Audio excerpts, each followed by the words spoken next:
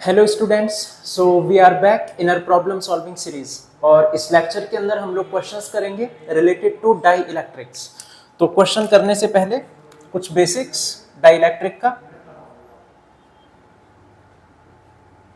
देखो, दो टाइप के सब्सटेंस होंगे, एक होता है कंडक्टर और एक डाई इलेक्ट्रिक।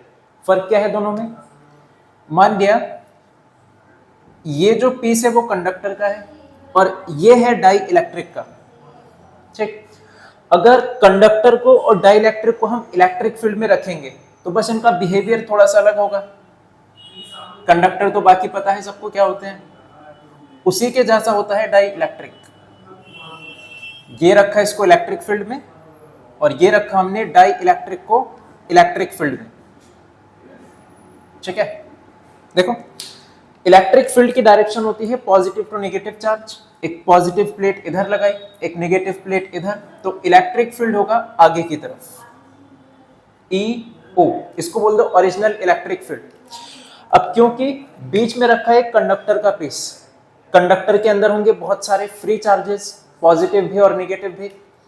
ये पॉजिटिव प्लेट इस कंडक्टर के अंदर के नेगेटिव चार्ज को अट्रैक्ट करेगी और ये नेगेटिव प्लेट इसके पॉजिटिव चार्ज को अट्रैक्ट करेगी। तो लेफ्ट साइड में कलेक्ट हो जाएगा नेगेटिव चार्ज और राइट साइड में कलेक्ट हो जाएगा पॉजिटिव चार्ज।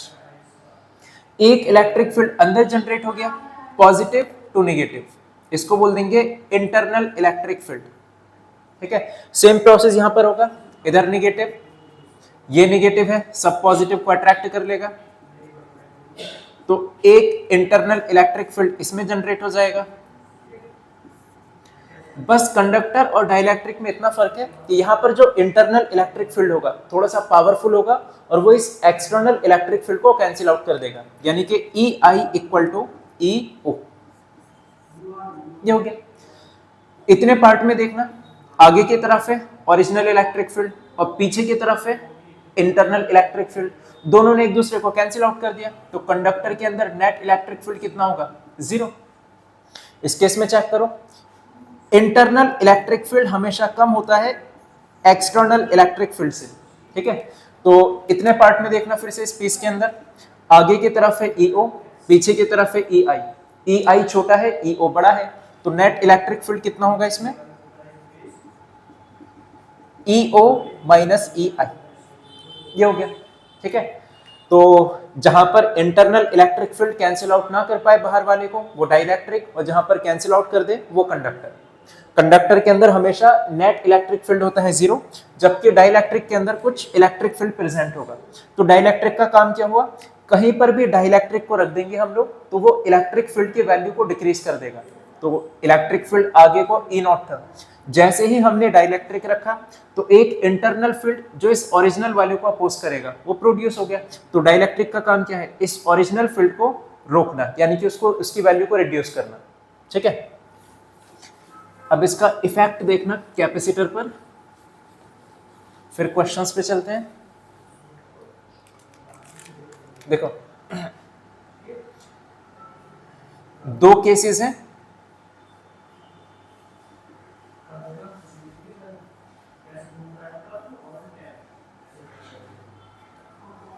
ये है बैटरी कनेक्टेड और ये है विदाउट बैटरी। ये लिख दो बैटरी डिस्कनेक्टेड।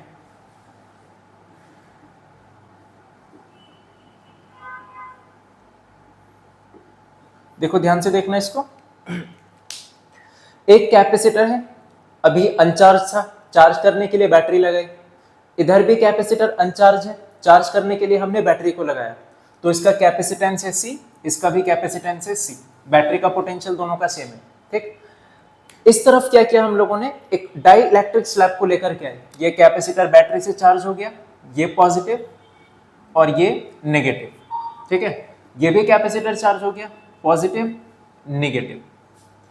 इस केस में हमने बैटरी को रिमूव कर दिया और बाहर से एक डाई इलेक्ट्रिक स्लैब लेकर के आए और इसके अंदर कर दी फिट।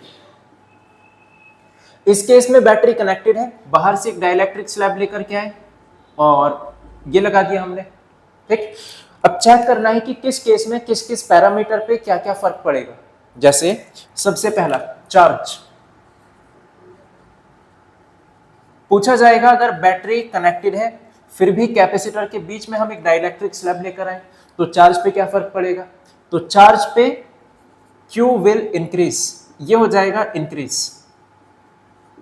ठीक, ये सब ध्यान रखना। चार्ज इंक्रीज क्यों होगा, क्योंकि चार्ज आ रहा है बैटरी से और बैटरी को कनेक्टेड रखा हम लोगों ने, तो ये चार्ज तो कंटिन्यूअसली प्रोवाइड करती रहेगी, तो कैपेसिटर पर जो चार्ज होगा वो कंटिन्यूअसली बढ़ता रहेगा। ठीक, कैपेसिटेंस पे चेक किया जाएगा, तो ये डेरिवेशन से आता है, कैपेसिटेंस हमेशा बढ़ेगा चाहे बैटरी कनेक्टेड हो चाहे बैटरी डिसकनेक्टेड हो, ये तो दोनों केस में बढ़ेगा, इसके लिए डेरिवेशन होता है। ठीक, थर्ड, इस केस में इलेक्ट्रिक फील्ड पूछा जाएगा, तो इलेक्ट्रिक फील्ड की वैल्यू और साथ में इसी के साथ पूछा जाएगा पोटेंशियल। इलेक्ट्रिक फील्ड और पोटेंशियल आपस में रिलेटेड है इस रिलेशन से, V इक्वल्स टू ED। ठीक है, D है इन प्लेट्स के बीच की डिस्टेंस। अब देखना, बैटरी कनेक्टेड है तो जो पोटेंशियल बैटरी का होगा वही इस कैपेसिटेंस का होगा, यानी पोटेंशियल तो यहां पर कांस्टेंट है। पोटेंशियल अगर कांस्टेंट है, पोटेंशियल और इलेक्ट्रिक फील्ड प्रोपोर्शनल है, ऑब्वियस सी बात है इलेक्ट्रिक फील्ड भी क्या होगा, कांस्टेंट होगा। ठीक है, इस केस में देखो, सबसे पहला चार्ज रहेगा कांस्टेंट। रीजन, चार्ज आ रहा था बैटरी से और बैटरी को ही हमने हटा दिया, तो कोई ना तो चार्ज देने वाला ना कोई चार्ज खत्म करने वाला, तो यहां पर चार्ज रहेगा कांस्टेंट। दूसरा कैपेसिटेंस तो बता दिया। पोटेंशियल और इलेक्ट्रिक फील्ड ये दोनों प्रोपोर्शनल होते हैं एक दूसरे के, एक का इफेक्ट देख लो दूसरे का सेम होगा। देखो, जैसे ही हम लोगों ने यहां पर बीच में एक डाइलेक्ट्रिक स्लैब को लगाया, डाइलेक्ट्रिक स्लैब का काम क्या होता है, इलेक्ट्रिक फील्ड को रिड्यूस करना, तो ऑब्वियस सी बात है इलेक्ट्रिक फील्ड क्या हो जाएगा यहां पे, रिड्यूस। अगर इलेक्ट्रिक फील्ड रिड्यूस हुआ, E और V प्रोपोर्शनल होते हैं, तो पोटेंशियल भी क्या हो जाएगा, रिड्यूस। इस तरफ भी हमने डाइलेक्ट्रिक स्लैब को लगाया था, यहां तो नहीं हुआ इलेक्ट्रिक फील्ड या पोटेंशियल रिड्यूस। उसका रीजन, जैसे ही डाइलेक्ट्रिक स्लैब को लगाया, स्लैब का काम इलेक्ट्रिक फील्ड कम करने का, बिल्कुल इलेक्ट्रिक फील्ड कम होगा, बट यहाँ बैटरी कनेक्टेड है, जितना इलेक्ट्रिक फील्ड कम हुआ वापस से ये बैटरी प्रोवाइड कर देगी, वापस से कांस्टेंट हो जाएगा। इस तरफ बैटरी कनेक्ट नहीं है, डाइलेक्ट्रिक लगाया, इलेक्ट्रिक फील्ड कम हुआ, इंक्रीज करने के लिए कोई बैटरी थी नहीं, तो यहाँ पर इलेक्ट्रिक फील्ड हो जाएगा डिक्रीज। अगर इलेक्ट्रिक फील्ड डिक्रीज तो पोटेंशियल डिक्रीज। एक लास्ट, एनर्जी, जो कैपेसिटर है उसकी एनर्जी होती है, U से डिनोट करते हैं, हाफ CV²। ठीक है, हाफ CV²। अब इस केस में देखो, पोटेंशियल तो कांस्टेंट है, तो C और V आपस में प्रोपोर्शनल होंगे। C क्योंकि इंक्रीज हुआ, कैपेसिटेंस क्योंकि इंक्रीज हुआ, तो एनर्जी क्या होगी, ये भी इंक्रीज होगी। इस तरफ चेक करो, एनर्जी C और V दोनों पे डिपेंड करेगी। कैपेसिटेंस इंक्रीज हो रहा है, capacitance will increase, potential decrease हो रहा है, पोटेंशियल डिक्रीज हो रहा है, बट पोटेंशियल का स्क्वायर है, तो कैपेसिटेंस इतना नहीं बढ़ेगा जितना पोटेंशियल रिड्यूस हो जाएगा, यानी कि डोमिनेट कौन करेगा, पोटेंशियल। तो अगर पोटेंशियल डोमिनेट करेगा, पोटेंशियल रिड्यूस हुआ, तो एनर्जी क्या हो जाएगी, रिड्यूस हो जाएगी।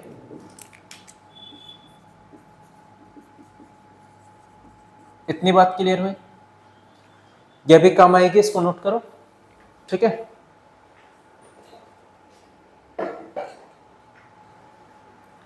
नोट हुआ ये। अब देखो इन सब बातों को क्वेश्चंस में कैसे अप्लाई करना है।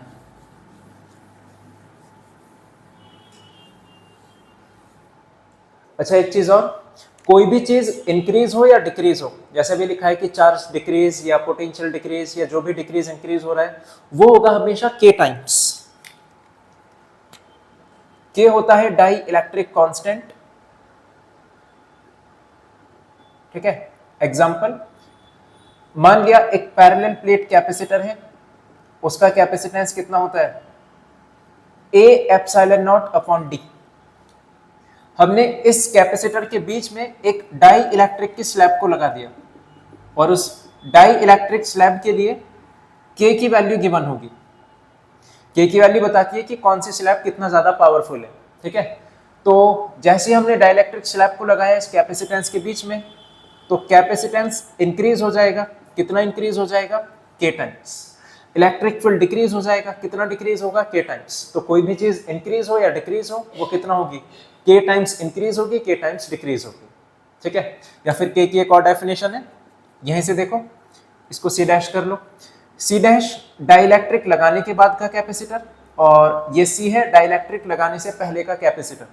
अगर दोनों को हम लोग डिवाइड कर दें, इक्वेशन 1 इक्वेशन 2 अपॉन 1 कर दें हम लोग, तो सी डैश अपॉन में सी इक्वल के बचेगा। तो के का एक और ये बन गया सी डैश अपॉन सी, इसका रेशो हो गया के। सी डैश माने कैपेसिटेंस डाइलेक्ट्रिक के साथ और सी माने कैपेसिटेंस बिना डाइलेक्ट्रिक के, ठीक। अब क्वेश्चंस को देखना, ये शॉर्ट में सारी बातें तुम्हें समझा दी मैंने। पहला question,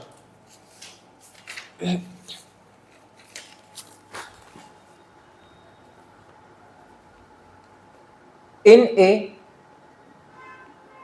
parallel plate capacitor, the capacitance increase from 4 microfarad to 80 microfarad on introducing a dielectric slab. Find its dielectric constant. देखो सिंपल जो भी फॉर्मूला लिखा है, बोला गया एक हमारे पास पैरेलल प्लेट कैपेसिटर है, उसका कैपेसिटेंस था 4 माइक्रोफैराड। जैसे ही हम लोगों ने डाई इलेक्ट्रिक स्लैब को लगाया तो उसका कैपेसिटेंस इंक्रीज हो गया 80 माइक्रोफैराड। अब बताना है कि डाई इलेक्ट्रिक कांस्टेंट की वैल्यू क्या होगी। तो डाई इलेक्ट्रिक कांस्टेंट होता है सी डैश अपॉन सी।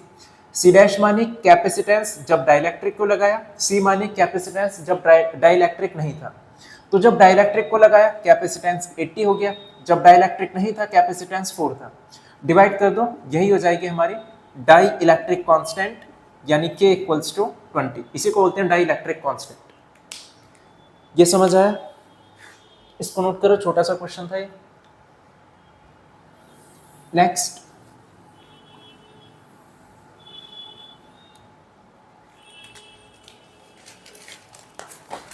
देखो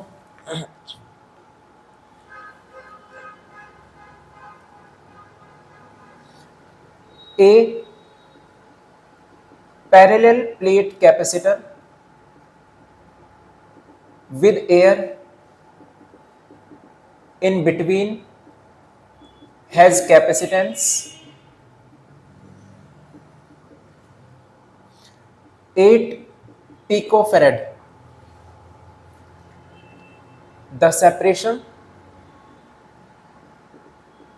between plate is now reduced to half and space between them is filled with medium of K equal 5. Calculate new capacitance. देखो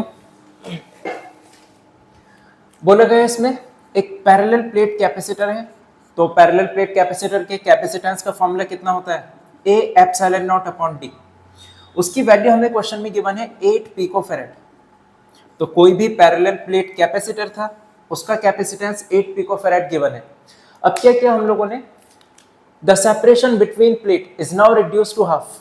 plate के बीच की जो सेपरेशन है उसको हाफ कर दिया, यानी डी की वैल्यू को हाफ कर दिया। And space between them is filled with medium of के इक्वल टू 5, और उनके बीच का जो स्पेस है उसमें एक डाइलेक्ट्रिक लगाया जिसके डाइलेक्ट्रिक कांस्टेंट की वैल्यू है 5। अब बताना है न्यू कैपेसिटेंस क्या होगा। तो जैसे ही डाइलेक्ट्रिक लगाया तो के टाइम्स इंक्रीज हो जाएगा, ठीक है। डिस्टेंस स्टार्टिंग वाली डिस्टेंस का हाफ रह जाएगी, बस वैल्यूज को पुट कर दो, के की वैल्यू 5, 2 घूमकर ऊपर जाएगा, A epsilon naught upon D, और A epsilon naught upon D ये था पहले वाला कैपेसिटेंस 5 इंटू 2 इंटू 8 यानी 80 पिकोफैरेड। ये समझ आए, इसको नोट करना। नेक्स्ट देखो,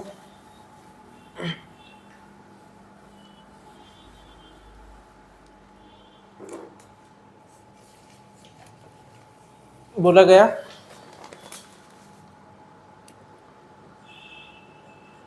क्वेश्चन में एक फिगर गिवन है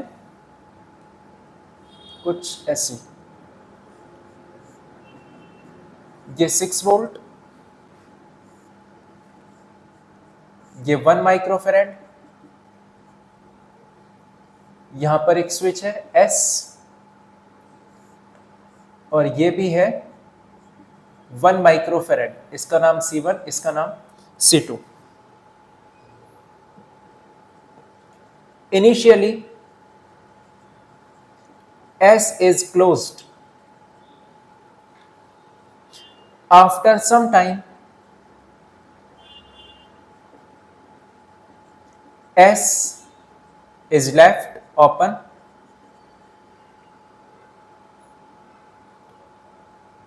and dielectric of K equal to 3 are inserted between C1 and C2. How will first part charge and second part potential difference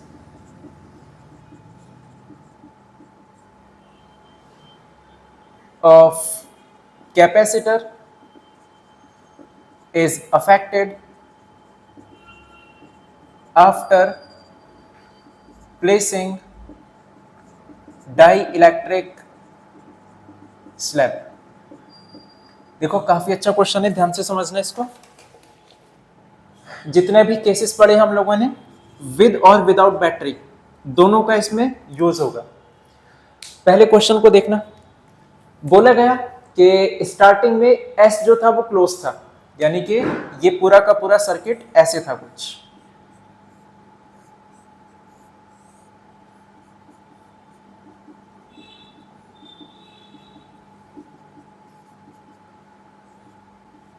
ये था सर्किट ऐसे। थोड़ी देर के बाद हमने इस स्विच को क्लोज कर दिया, यानी अब ऐसे हो गया सर्किट। पहले इनिशियल सर्किट ये था, स्विच बंद था, फिर हमने स्विच को ओपन कर दिया, ये ओपन कर दिया।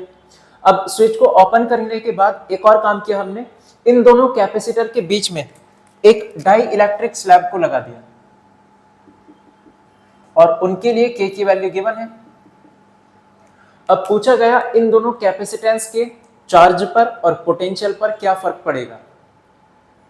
How will charge and potential difference of capacitor is affected after placing dielectric slab. तो देखो क्या क्या फर्क पड़ेगा। पहले स्टार्टिंग में चेक करो चार्ज क्या था, पोटेंशियल क्या था दोनों कैपेसिटर पे, फिर डाइलेक्ट्रिक लगाने के बाद चेक करो चार्ज क्या था, पोटेंशियल क्या था, पता चल जाएगा किस पे क्या फर्क पड़ा है। तो अभी मैं स्टार्टिंग की बात कर रहा हूं, इनिशियली जब S क्लोज था, ठीक है, 6 वोल्ट C1 C2 तीनों पैरेलल में है। अगर तीनों पैरेलल में है तो तीनों का पोटेंशियल कितना होगा, सेम होगा। बैटरी का पोटेंशियल 6 वोल्ट, तो पहले कैपेसिटर का पोटेंशियल इक्वल टू दूसरे कैपेसिटर का पोटेंशियल इक्वल टू 6 वोल्ट। अगर इस कैपेसिटर का पोटेंशियल पता है, चार्ज भी पता होगा, Q1 इक्वल टू CV, तो मुझे इस कैपेसिटर पे चार्ज फाइंड करना है, तो C1V1, C1 कितना है 1, V1 कितना है 6 माइक्रोकूलम। ऐसे ही Q2 कितना आएगा, वो भी सेम आएगा 6 माइक्रोकूलम। ये तो हो गई स्टार्टिंग की कहानी। इस कैपेसिटर का पोटेंशियल 6, इसका चार्ज भी 6, इसका भी पोटेंशियल 6, इसका चार्ज भी 6। अब सेकंड केस, हम लोगों ने क्या किया, इसको क्लोज कर दिया। आफ्टर सम टाइम स्विच को कर दिया हम लोगों ने ओपन, क्लोज नहीं, ओपन कर दिया, एस ओपन, और साथ में इनके बीच में एक डाई इलेक्ट्रिक स्लैब को रखा गया, जिसके लिए डाई इलेक्ट्रिक कांस्टेंट हमें गिवन है K = 3। अब ध्यान से देखना इस चीज को, जैसे ही स्विच को ओपन किया तो ये वाला कैपेसिटर तो बैटरी से डिस्कनेक्ट हो गया, ये वाला कैपेसिटर अभी भी बैटरी से कनेक्ट है, ठीक है। फिलहाल C1 C2 इन दोनों की वैल्यू पर ही फर्क पड़ेगा। अभी बताया था दो केसेस में, चाहे बैटरी कनेक्ट हो चाहे बैटरी कनेक्ट ना हो, कैपेसिटेंस हमेशा इंक्रीज ही होगा। C1 डैश C2 डैश कितना इंक्रीज होगा या कितना डिक्रीज होगा, K टाइम्स। स्टार्टिंग में कैपेसिटेंस था इनका 1, अब हो जाएगा K टाइम्स ऑफ 1। K कितना है 3 टाइम्स ऑफ 1 यानी कि 3 माइक्रोफेरेड। C2 भी कितना हो जाएगा 3 × 1 यानी कि 3 माइक्रोफेरेड। ये तो कैपेसिटेंस हो गया। अब पहला कैपेसिटर बैटरी से कनेक्टेड है तो उसका पोटेंशियल बैटरी के ही बराबर होगा। Potential of C1 remains same since it is connected to battery. तो V1 डैश कितना होगा, डैश यानी बाद वाला, V1 पहले कैपेसिटर का पोटेंशियल डैश बाद वाला कितना होगा, जो स्टार्टिंग में था उतना ही होगा, क्योंकि पहले भी वो बैटरी से कनेक्ट था, अभी भी बैटरी से कनेक्ट है। तो पहले उसका पोटेंशियल 6 वोल्ट, अब भी कितना होगा 6 वोल्ट। तो पोटेंशियल पे तो कोई फर्क नहीं पड़ेगा पहले कैपेसिटर के ऊपर, ठीक है। दूसरा कैपेसिटर ये बैटरी से डिस्कनेक्टेड है, तो अगर कैपेसिटर बैटरी से डिस्कनेक्ट हो जाए तो उसका इलेक्ट्रिक फील्ड भी कम होगा डाइलेक्ट्रिक लगाने के बाद, और उसका पोटेंशियल भी कम होगा। कितना कम होगा, K times. Since C2 gets disconnected by battery, so its potential reduced by K times. तो इसका पोटेंशियल कितना हो जाएगा, पहले था 6 वोल्ट, अब 6 वोल्ट का K टाइम्स रिड्यूस हो जाएगा, डिवाइडेड बाय K। K कितना है 3, यानी अब पोटेंशियल हो जाएगा 2 वोल्ट। ये हो गया। पोटेंशियल पता है दोनों कैपेसिटर का, कैपेसिटेंस पता है 3 माइक्रोफैराड 3 माइक्रोफैराड, चार्ज तो आ ही जाएगा। Q1 = C1 V1 डैश लगा दो, बाद वाली बात चल रही है। Q2 = C2 V2 dash use कर लो सेकंड केस के लिए। Q1 डैश बाद में चार्ज कितना होगा, तो C1 डैश कितना है 3, V1 डैश कितना है 6, 18 माइक्रोकूलम। तो पहले Q1 था हमारा 6 माइक्रोकूलम, अब इंक्रीज होके कितना हो गया 18 माइक्रोकूलम। इस तरफ चेक करो, C2 3, V2 कितना है 2, 3 2 6। तो पहले चार्ज था 6 माइक्रोकूलम, Q2 की वैल्यू 6 माइक्रोकूलम, अभी भी कितना है चार्ज 6 माइक्रोकूलम, चार्ज अनचेंज रहेगा। सीधी सी बातें सामने दिख भी रही है, क्योंकि कैपेसिटर बैटरी से डिस्कनेक्टेड है तो चार्ज प्रोवाइड करने वाला तो है ही नहीं कोई इसको, यानी कि उसका जो चार्ज होगा वो सेम रहेगा। क्वेश्चन क्लियर हुआ, ये काफी इंपॉर्टेंट क्वेश्चन है, नोट करो।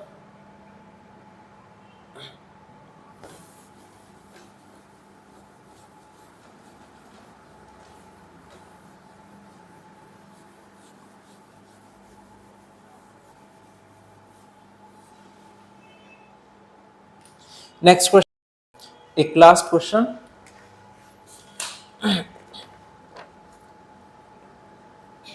डायग्राम गिवन है कुछ ऐसा, कनेक्ट है ये 15 वोल्ट से, ये X ये Y, X and Y have same area of plate and same separation between them. X has air between the plates, while Y has dielectric medium of epsilon r या फिर k equal to 4. ठीक है. First part, calculate capacitance of x and y. Second part, if equivalent capacitance is 4 microfarad. ये question का first part है. Second part, calculate potential difference between x and y. Third part, find ratio of energy stored in x and y. ठीक, देखो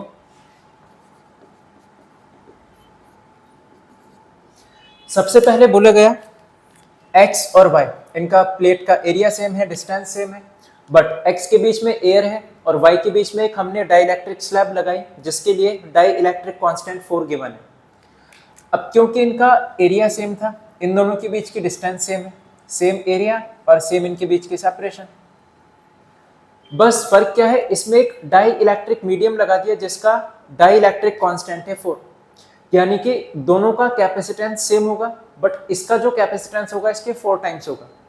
die electric लगाने से capacitance पे क्या फर्क पड़ेगा, इंक्रीज हो जाएगा. कितना, के टाइम्स. तो अगर हम लोग x वाले का कैपेसिटेंस कंसीडर करें c, तो y का कैपेसिटेंस कितना होगा, 4c. क्योंकि x और y सीरीज में है तो 1 बाई सी डैश या c नेट कर लो equal to 1 by C X plus 1 by C Y. इसको सॉल्व करो. नेट कैपेसिटेंस फर्स्ट पार्ट में गिवन है 4, ये given 4, C X 1 by C Y 4c. इसको एलसीएम लो, 4c एलसीएम ऊपर आ जाएगा 4 प्लस 1. ठीक है, क्रॉस मल्टीप्लाई कराओगे 4c इक्वल टू 5 4 जा 20, c इक्वल्स टू 4 5 जा 25. ठीक, ये भी c की वैल्यू आई है, बस हमें cx और cy जानना है. तो cx तो c के ही बराबर है,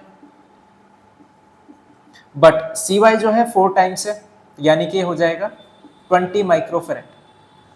ये क्लियर हुआ. Second part, calculate potential difference between x and y. x और y के बीच का पोटेंशियल डिफरेंस फाइंड करो.